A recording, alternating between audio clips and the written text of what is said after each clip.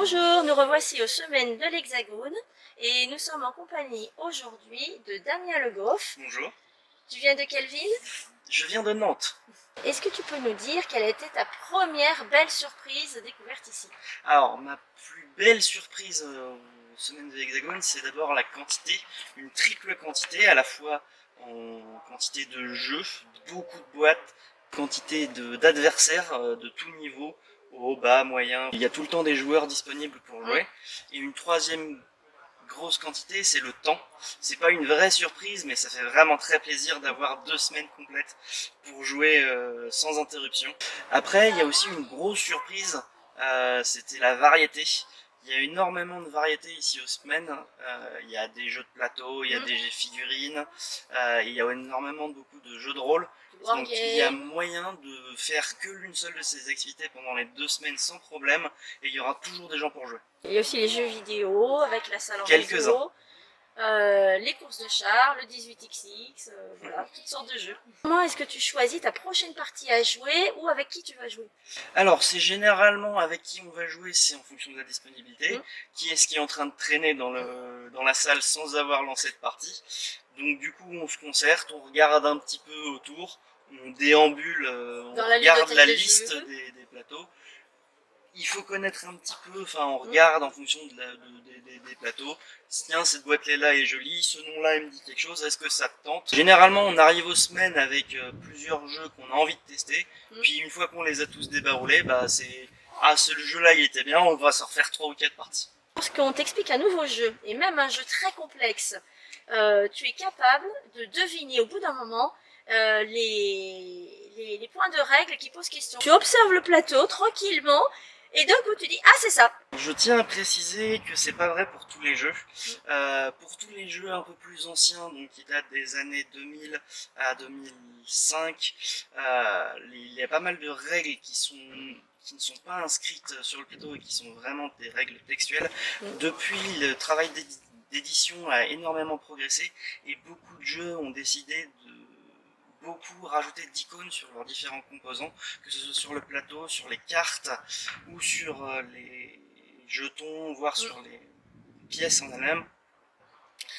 Ces icônes permettent de rendre les concepts de règles découplés du langage et permettent, en fait, c'est un certain système hiéroglyphique ou idéogramme où chaque image correspond à une idée, un concept.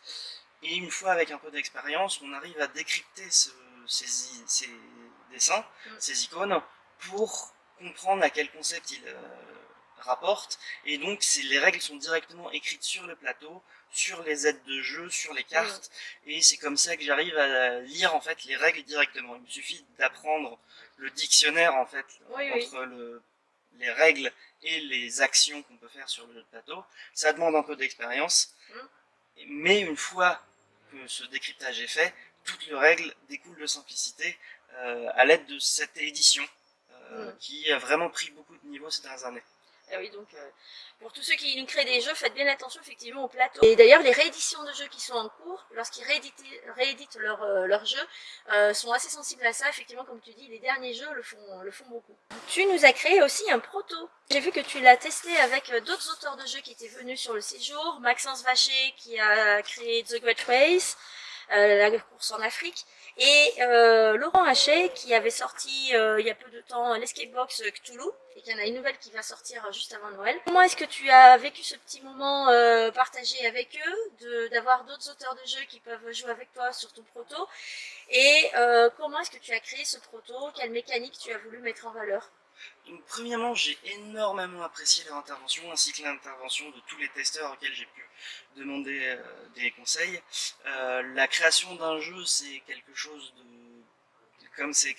très interactif, on a besoin de beaucoup de retours sur l'avis des gens. J'ai énormément de retours positifs et toujours, même si les retours sont positifs, des tonnes de critiques très pertinentes, très importantes pour progresser, en particulier sur l'édition. Et j'ai particulièrement apprécié donc cette rencontre avec ces deux auteurs qui m'ont donné en tant qu'auteur des ressources, des sites sur lequel je peux aller pour vraiment améliorer et toute la partie icône, toute la oui, je me partie rappelle, j'avais entendu édition. ce moment de discussion. Ainsi que de conseils très pertinents que je n'ai pas eu ailleurs avec tous mes autres testeurs. D'accord. C'était les premiers auteurs de jeux avec qui tu testais ton proto? Tout à fait. Pour finir cette interview, je te propose un petit jeu. Si tu devais prendre 3 jeux qui existent déjà, 3 jeux qui sont peut-être aux semaines de Hexagone ou que tu as dans ta ludothèque, et que avec ces 3 jeux, tu essayais de créer un nouveau proto, un nouveau jeu, un nouveau concept. Quelles seraient ces 3 boîtes que tu aimerais prendre? On va partir sur les boîtes avec le plus de composants disponibles, qui me permettraient le plus de flexibilité au niveau des règles. Donc déjà, on va partir sur un jeu de Rosenberg, et ils ont tous beaucoup de composants, que ce soit plein de meeples, de couleurs, de ressources qui peuvent servir à d'autres. Donc je vais pas citer en particulier la Gloire d'Odin avec énormément de composants qui permettent de faire un peu ce qu'on veut. Je vais aussi citer Projet Gaïa qui, grâce à comme c'est un jeu qui possède beaucoup de cubes de plein de couleurs différentes, ça offre beaucoup de flexibilité au niveau de la création. Et enfin, on va dire un jeu avec plus de flexibilité, plus de différence sur les règles et tout. On va partir sur peut-être Small World avec beaucoup de jetons de différentes couleurs, énormément de petits matos. Les illustrations sont aussi assez sympas et ça donne toujours un peu plus envie de jouer à un jeu que juste des cubes en bois. Très bien. Eh bien, c'était donc l'interview de Damien Le Goff aux semaines de l'Hexagone. Merci Damien. Merci Stéphanie. À bientôt. À bientôt.